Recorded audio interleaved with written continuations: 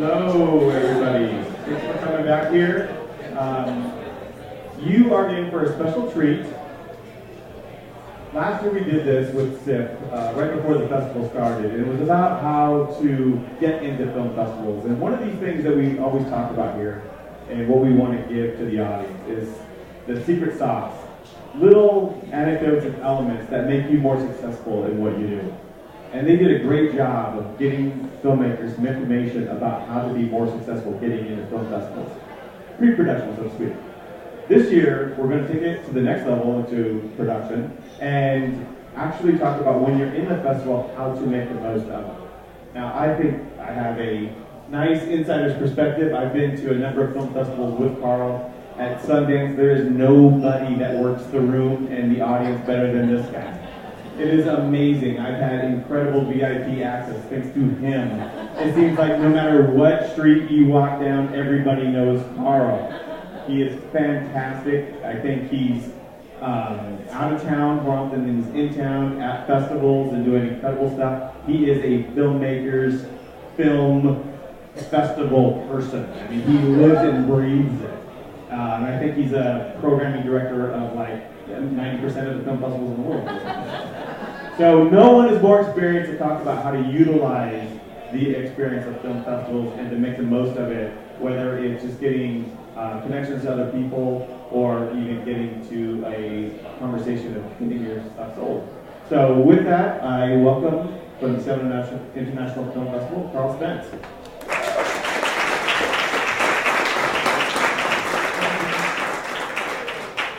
So before I start, I want to kick it off and showcase our trailer for the Seattle International Film Festival. A little plug. You haven't seen it, but if we run that real quick, that'd be awesome.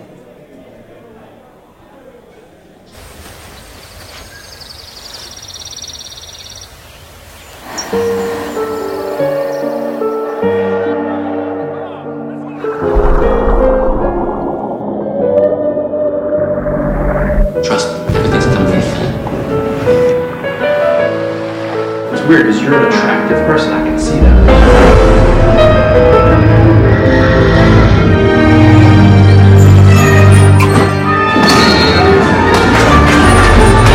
What's your name? I said mine.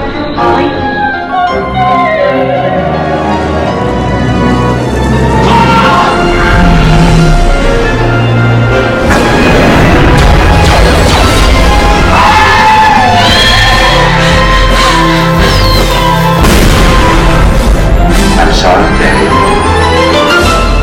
Be curious.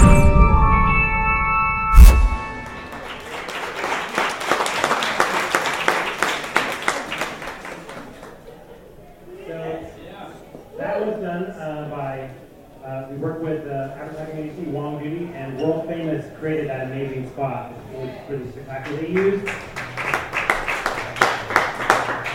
you might not know, but you can tell that they actually used 3D printers to recreate these scenes, and then they hand painted them and did all kinds of things with their magic they do. So it's pretty amazing. We love it. So I'm really happy to be here and to share my experiences with you about film festivals, because through trial and error over the many years, I figured out a lot about film festivals. Of course, they're a great place to see films, and they're also a great way to further connections in your career. That's, I think, what people don't always realize. Some things I learned overnight, some things it took a while to learn, and many things I learned by watching and observing others, and from mentors that took the time to help me when I was lost and didn't have a clue. So it's really great to be able to pass on some of the things I've learned, and in the same way that others have shared with me. So today there's many choices in terms of what kind of film festivals to attend, and they've actually been around, well, I can say only been around for 80 years, or they've been around for more than 80 years.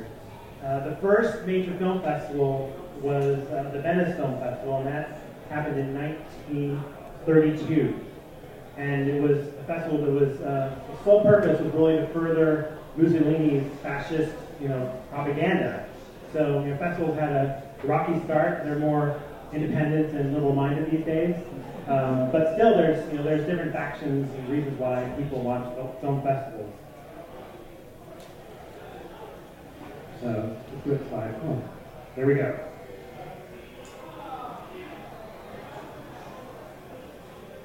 So, I'm going to tell you a little bit about how to make the best of your fest.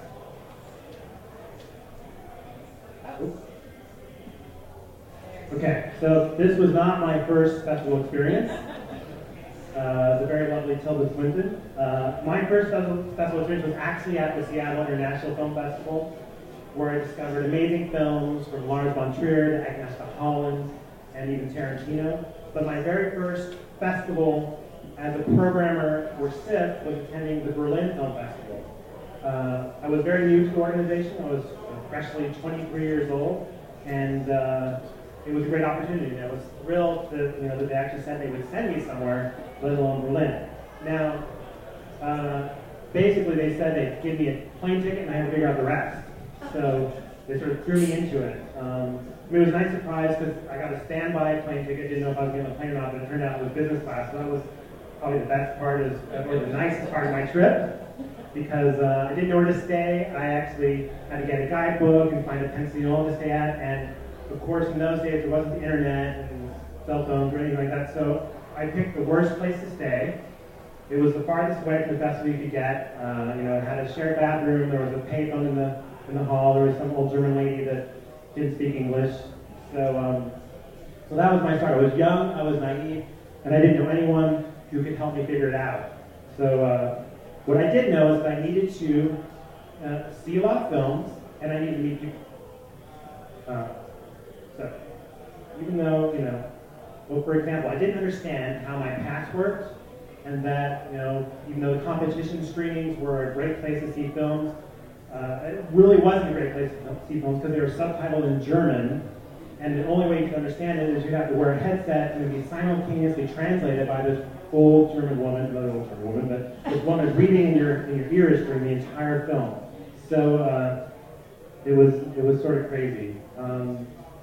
But I quickly learned that the press screenings were subtitled in English and that the other sections were subtitled in English, and so I sort of figured things out. And in order to figure more things out, I needed to meet fellow filmgoers, professionals, or just anyone who spoke English to understand what to do. So my second year to Berlin, I tried something different. It turns out I actually met some people. There was a distributor who the year prior wouldn't give me a film that I wanted, and anyways, it turns out he had a room at a hotel that he wasn't going to use. So I only found this out by asking someone, asking everyone I knew, like, where do you stay? And does anyone know anyone has a room I can stay at? And it turns out that I got this room. It was on the 6th floor of a hotel with no elevator, but it turns out I got this room and was sharing it with John Cooper from Sundance and some other festival directors. So that was my first connection I made. And I learned quite a few things just by being with roommates. For example, in those days, because no one could contact you, it was a good idea to put your hotel address and contact information, phone number on the back of your business card.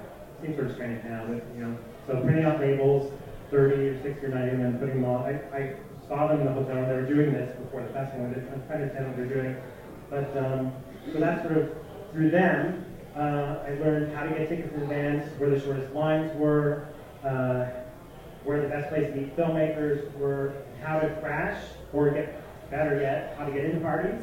Because when you're first starting out, you don't always get invited to parties. So the best way to get into parties is to figure out where it is and when it's happening, and then you can sort of go on from there. So, I'm very shy. So it may not seem like it, but I'm very shy. So I had to force myself to go to booths at the film festival, talk to people, introduce myself, and see if I had anything interesting. Because in Berlin, there's a market where you can go talk to a country representative or a film sales agent or a producer. And so that, that was interesting. Some were more organized than others. Some didn't want to talk to me. Some were very nice. And so I just sort of had to go and do it. Each subsequent year, I learned more, I met more people, and I had a better experience. So festival types. There's many different kinds of festival types.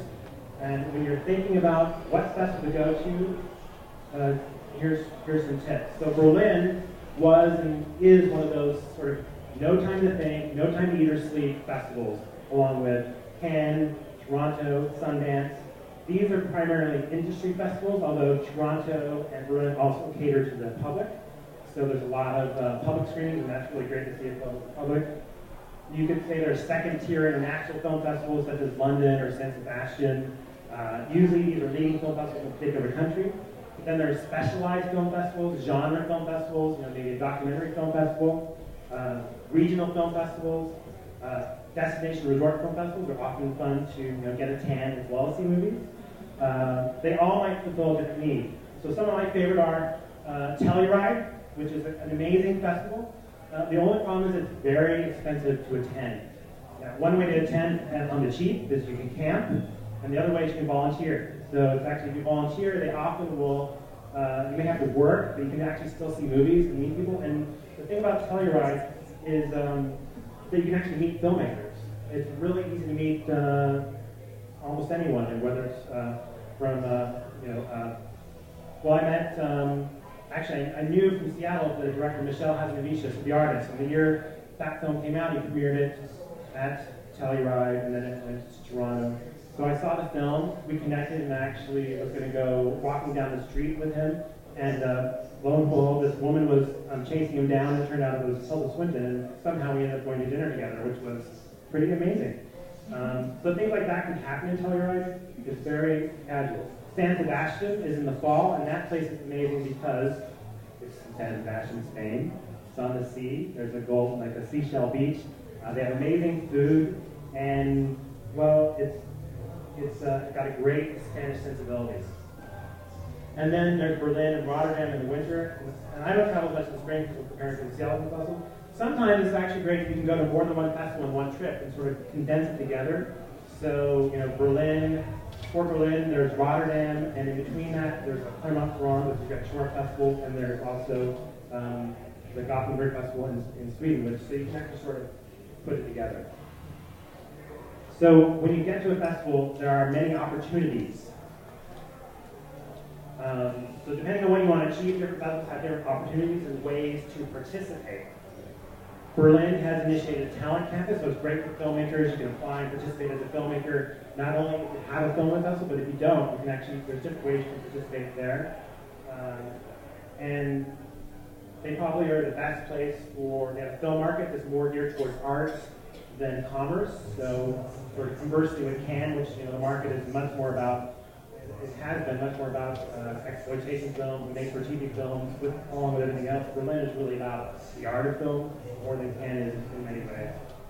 Rotterdam has a great production market. It's called the Cinemark, where you can actually meet other film professionals, have speed meetings, and find out some ways of getting funding, making connections with other filmmakers. Clermont-Ferrand is the best shorts festival in Europe. Of course, it's hard to get. That's how it's hard to get to. If you want to just go to one here in North America, Palm Springs has an amazing shorts festival in June. It's a little cheaper to get to. And of course, Sundance is the best place to meet U.S. industry for American films. Toronto is better for meeting industry from around the world, and without leaving North America. So that's say that. And South by Southwest is a fun and young, energetic film festival. And as much a film festival as a conference. And one of the ways you can actually attend South by Southwest without having to film there is you can participate in a panel. And often if you can actually be on a panel, they'll comp your pass, which is great. And that's actually how, South by Southwest is how we landed with our opening night film this year. So I actually went in the last minute and I met Alexis Denisov, who did the film. I saw it, and then I sort of actually met all of them and convinced them to come to Seattle for our opening night. So it was actually a last-minute trip that turned into something really, really awesome. And so, ways to participate. There's a couple ways to participate at the festival. If you have a film in the festival, that's a great way to participate. As a press member, if you actually have a way of getting accredited as press. Press are often treated very well at film festivals, especially internationally. The press are treated the best. I mean, better than the industry or anyone else. There's sort of a hierarchy though. So in Cannes, if you get a white pass, you get everything. Versus if you get a pink pass or a blue pass, some of the New York Times might get a white pass and people sort of go, they just walk right in, and the other people get something else. But the same thing for industry. There's various levels, and although each festival treats industry differently, film buyers might get better access than sales representatives, distributors, exhibitors, producers, filmmakers, and programmers. So And then third, you can attend just a general public filmmaker. You don't have to have any association at many of these festivals. You can just attend in that way. And that's still, there's many great ways to network. But depending on how you're accredited, it might affect your access. So in Berlin and Cannes, you get much better access if you have a market badge. A market badge at festivals actually gives you way better access than just a general accreditation badge. You may have to pay a bit more for that, but it gives you entree, and you may get invitations to industry events and whatnot. And it just gives you, what the key is, it gives you the opportunity to meet more people. So festivals are a great place to network. It's really about meeting people, networking, and seeing films. So how do you do that? Find out where filmmakers and guests are hanging out. Even here at the Seattle Film Festival, it's a great place to meet filmmakers, network. Is there a guest industry lounge? Is the access open to all, or do you need to be invited?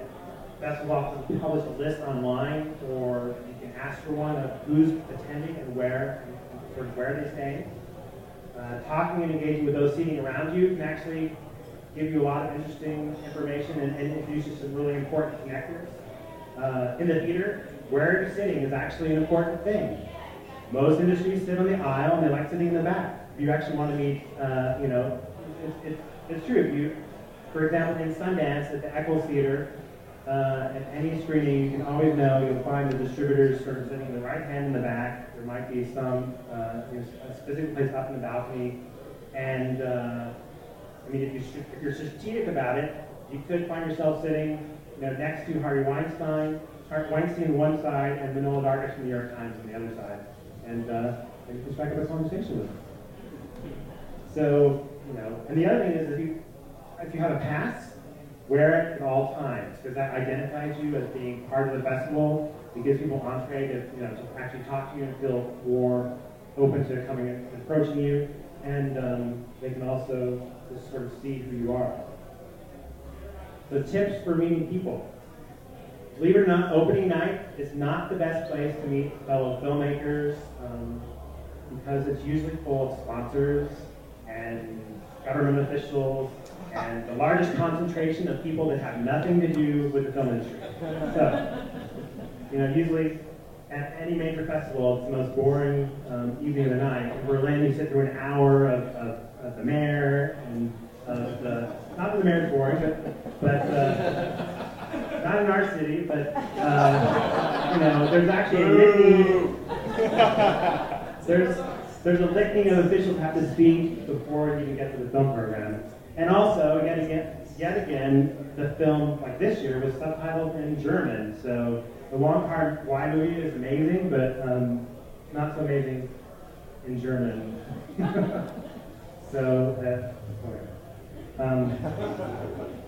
Get yourself invited to a dinner with a small group. They might, people you're going with might bring someone else you'll meet. It's a really great way to make some connections. And of course, parties. I mean, at some festivals, all you really need to know, discover where, all you have to know is actually about parties is where and when. And then you can figure out how else to get in. Sometimes they'll let you in if you're wearing a badge. That's the easiest way to get in. Sometimes you can go with someone else who's invited.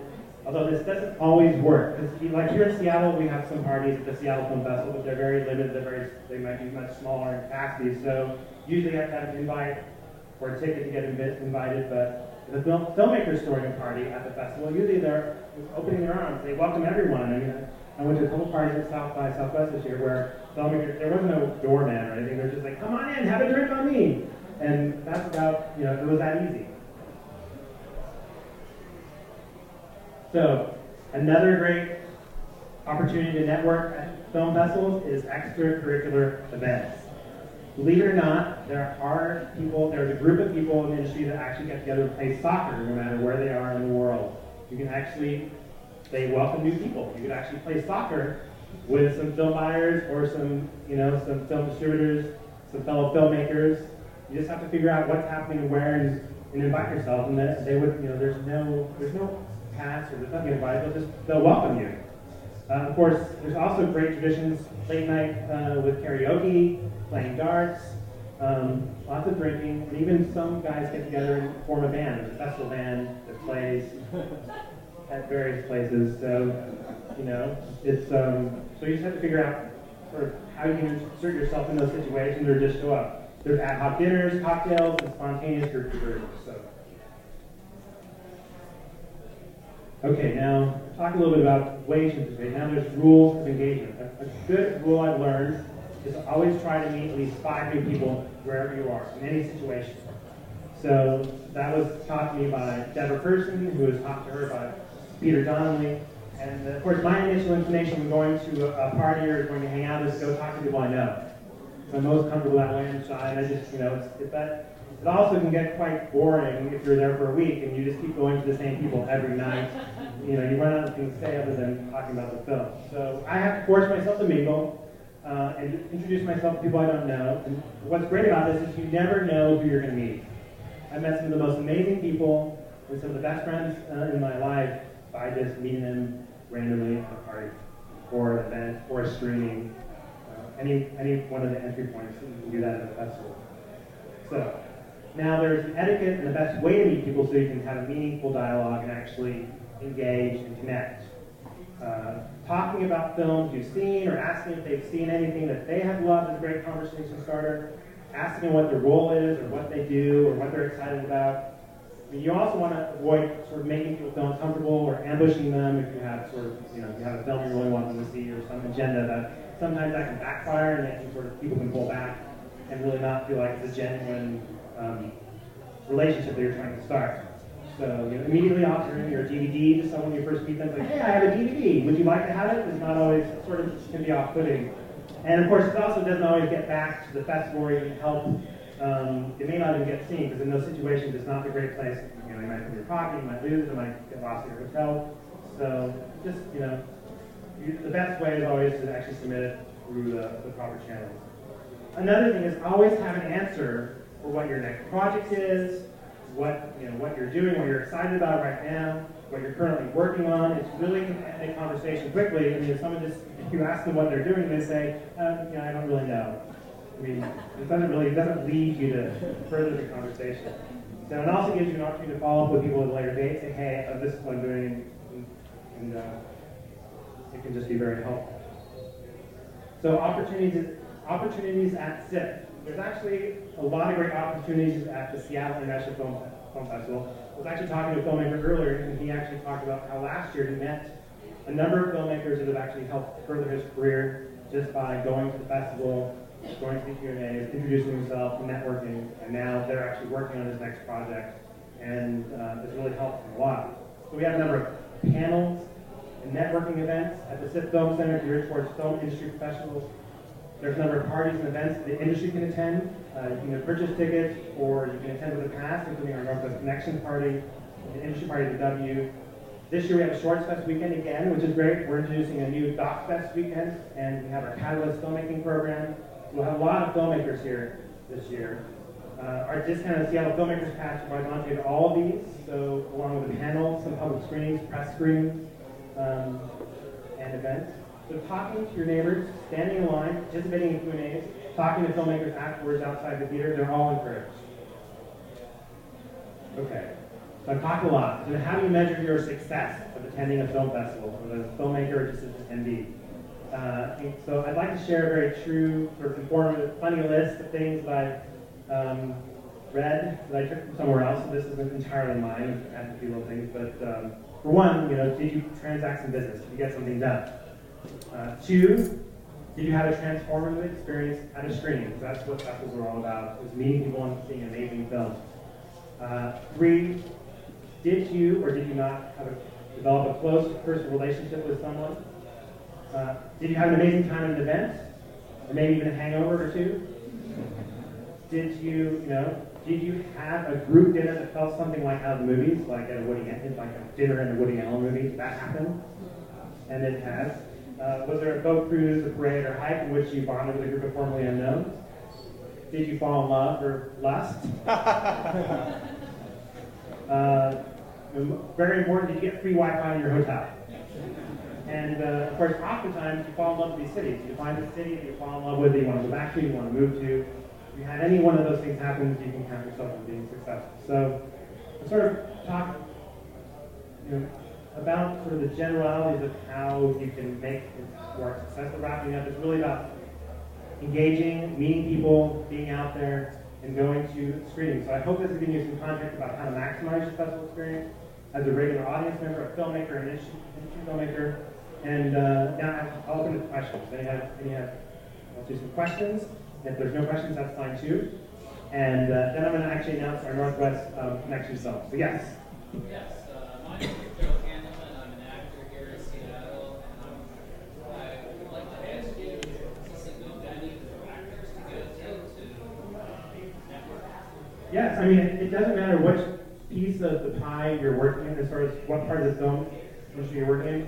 Meeting people is all, I mean, you may meet a director, you may meet a fellow producer, you may meet fellow actors, who may tell you about a project they're acting in, and they need some other, I mean, there's this film called Putzel we're showing in the film festival, and one of the actors was, you know, just randomly in the street, and something happened, they got connected to the filmmaker, and they're like, hey, we need, you know, they actually need an actor, and they're like, now they're in the movie.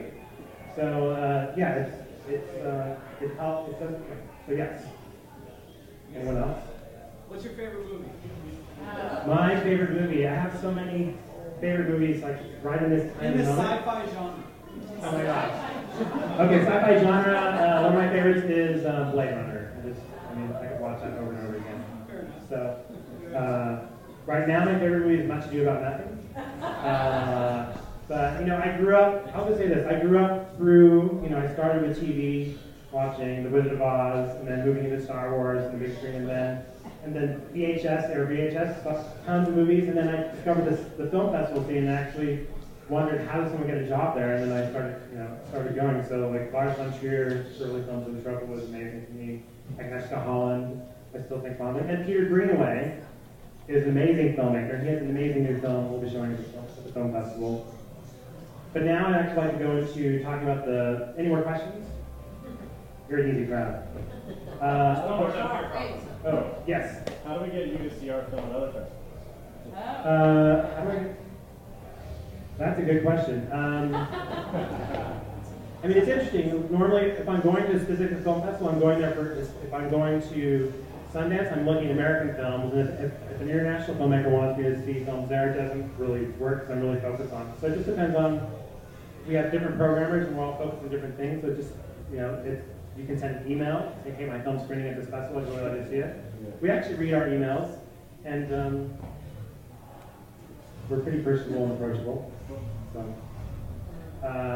So for the lineup of Northwest Connection sections here, it goes without saying that we show every film that's submitted to us, and the selection process is pretty subjective, and we agonize over what to show and what not to show, but it's a curated selection. Some of the films we choose might be rejected somewhere else. You know, some of the films that we may choose not to show might get nominated for an Academy Award. It's an interesting process, and that's happened. But we have more than 5,000 films that we look at every year, and we narrow it down to less than around 450. So please not hate us if we did not choose your film. It's not personal. I mean, in fact, the short film I submitted to the Seattle Film Festival way back in, back in 1991. Was rejected by this organization. So, you know, I went through all the motions of not getting in, despite the fact that I received an A grade from my instructor at NYU. You know, they still rejected it. Like, how could they? And all I was disappointed and hurt. I still attended the film festival as a ticket buyer. I, subsequently, I got passes, and suddenly I landed a job here. So you never know. You know, sometimes a step backwards can often be a step forward. So that's the only solace I can give you in that regard. So, I'm going to go through these pretty quickly. So the Northwest Connection section. I'm going to talk about the features. We have 37 films total, including shorts. Alive and Well by Josh Taft. Barzan by Alex Stonehill and Bradley Hutchinson. Big Joy, The Adventures of James Broughton. Dead Meat Walking, a zombie walk documentary. We love zombie movies. Finding Hillywood by Leah Wachowski and Chris Tui. Her Aim is True by Karen. You're a little ahead of yourself. A little ahead of myself. Her Aim is True by Karen Whitefeld. Improvement Club by Dana Hansen. Middleton by Adam Rogers. The Other Side by Daniel Thoreau. The Punk Singer by Sini Anderson. Scrapper by Brady Hall. Shadowed by Joey Johnson. And Touchy Feely by Ben Shelton. So that's a selection of our features, our shorts. There's a lot of them, so I have a list, but I'll read them briefly. A Beginning, a Middle, and an End. Reading in Wartime, By the Silent Sea, Cavalier, Charade, Decimation, Exit Wound, A Gift, Hummingbird, Net Worth, The Next Step, The Only Time We Have. I go too far? Yeah, that's okay. There it is. The Painted Girl, Radio. Now go to backwards. Thank you. My lovely stage manager right there. Radio Minos, The Roper, Scrap Metal, Synchrony, They Look Right Through You, The 3 Stars, Two Friends, Ufologist, A Walk in the Woods, While You Weren't Looking, and Yours Truly. That's our selection for the Northwest Protection section of the Seattle International Film Festival 2013. Thank you. Thank you, Carl, so much for doing that. Having been in a couple of festivals with Carl, I can tell you the best way to make a difference, and I've learned this directly from him, is to just be yourself. Like, don't go trying to network, trying to be something else. You just go and honestly who you are and have honest conversations. Those are the things that start great conversations that lead elsewhere. So that's my experience with Carl. I'm sure he'll talk to you about it. He'll be up here for a couple more minutes if you want to come and talk to him. Thank you all very much for coming. Appreciate it. Bye-bye.